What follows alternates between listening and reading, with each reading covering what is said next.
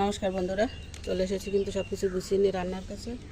এই যে দেখুন, এই পাশে নিয়েছি আমি চিংড়ি মাছ, এই যে কিছু গলদা চিংড়ি, এগুলো নিয়েছি লাউ দিয়ে রান্না করবো। এই যে লাউ আর আলু কেটে নিয়েছি, এই জন্য নিয়েছি এই যে কাঁচা লঙ্কা। আর এদিকে আছে এই যে ছোটো পুঁটি মাছ, এই পুঁটি মাছ আছে এই হেলাঞ্চা শাক দিয়ে তিতের ঝোল করা হবে। আমি দেখুন কড়াইতে কিন্তু তেল দিয়েছি, এই যে তেল তো গরম হয়ে গেছে। এখন এই চিংড়ি মাছগুলো রান্না করে নেবো। আগে ফোড়নে দিয়ে দিচ্ছি কিছু রাঁধুনি আর এই শুকনো লঙ্কা নিয়েছি। এখন দিয়ে দিচ্ছি চিংড়ি মাছগুলো।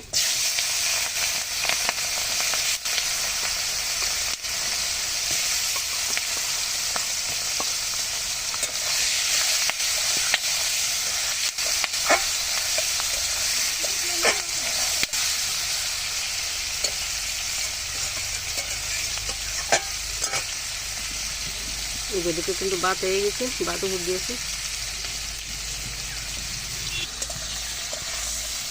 চিংড়ি মাছগুলো হালকা দেখে নিলাম। এখন আলুগুলো হাতে দিয়ে দিচ্ছি, আলু দিয়েও ভালো করে ভেজে নেব।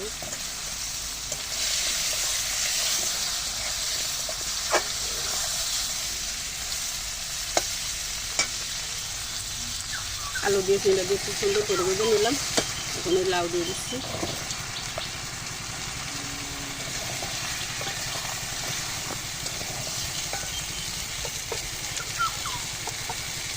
হলুদ দিয়ে দিলাম একটু, দিয়ে দিচ্ছি চেরা কাঁচা লঙ্কা।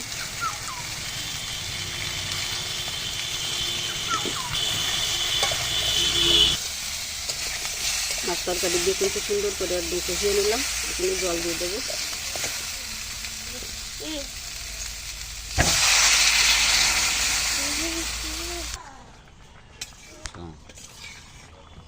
তরকারিতে জাল এসে গেছে, হলুদ দিয়ে দিচ্ছি,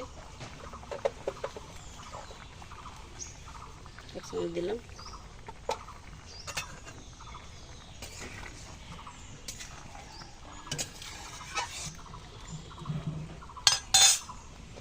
এখন ঢাকা দিয়ে দিচ্ছি।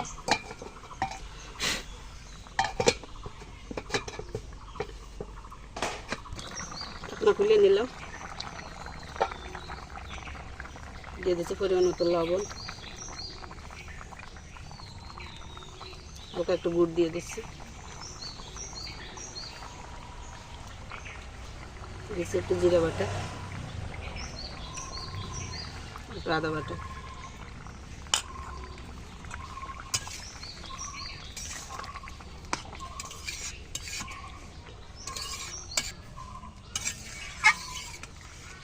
ঢাকনা তুলে নিলাম। রান্না কিন্তু হয়ে গেছে, ভালো করে মিশিয়ে দিয়ে নামিয়ে নেব।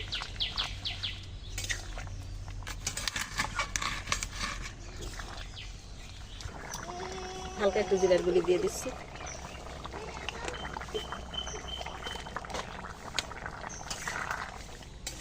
আমি এখন নামিয়ে নেব। তরকারি হয়ে গেছে। তো বন্ধুরা, এই যে তরকারি কিন্তু কড়াই সহ নামিয়ে নিয়েছি, ঢেলে নেব।